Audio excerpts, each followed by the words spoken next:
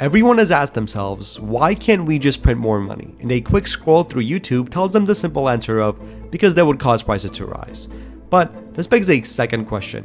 Why do we print money at all? We don't want prices to increase, so why not just stop printing?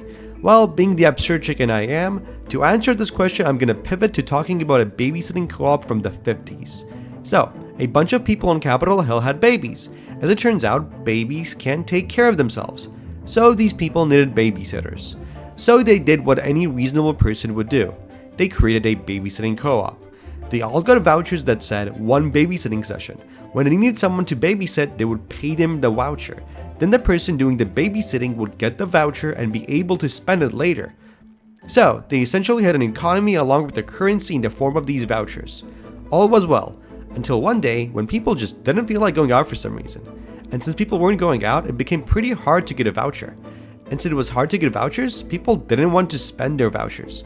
And that made it even harder to get vouchers. So people just stopped going out altogether out of fear that they'd lose their vouchers. The babysitting co-op basically entered into a recession. And the way they solved this recession was by printing vouchers.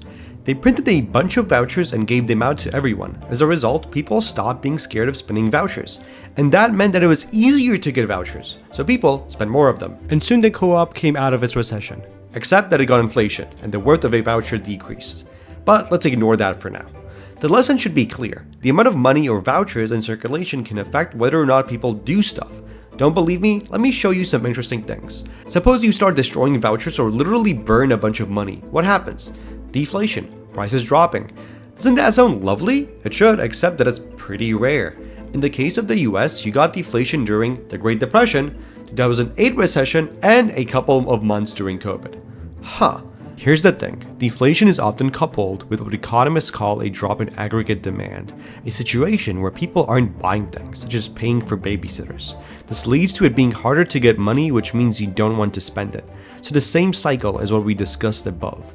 But your basic supply and demand graph should come in here with a simple solution. Prices will drop. When prices drop, markets will reach a new equilibrium with less demand. Yeah, apparently that's not how it works because of something called sticky wages. Sticky wages don't mean your cash is sticky, it rather refers to the idea that companies don't like lowering salaries. Imagine this. You're a firm. There's an economic crisis going on. Prices are dropping and sales are dropping, meaning that your revenue has gone to the dumpster. You really want to lower wages, right?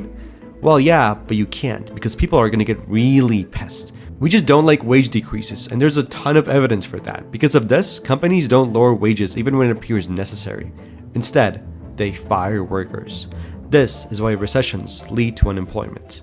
Firms fire workers instead of lowering their wages. But what if it didn't have to be like this? What if you got into a recession and started printing a bunch of money, like how the babysitting co-op printed vouchers? Well, your goal here is basically to be the bigger man and do what firms are incapable of doing.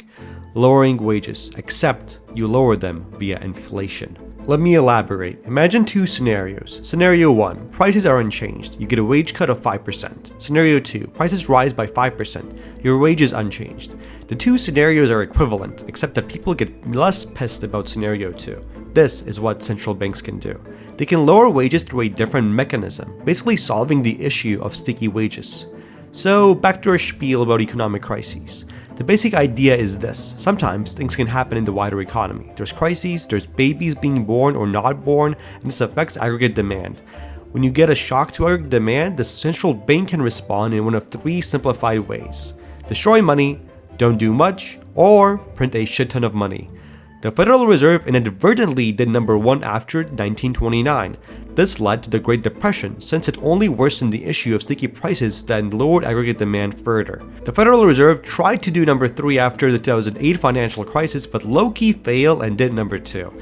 It led to a 10-year-long recovery. The Fed successfully did number 3 during COVID. This led to an extremely fast recovery from a huge recession, but they overdid 3 and ended up with an inflation. Economists, disliking unemployment and suffering, prefer that we go for number 3 during recessions. And that is fundamentally why we print money.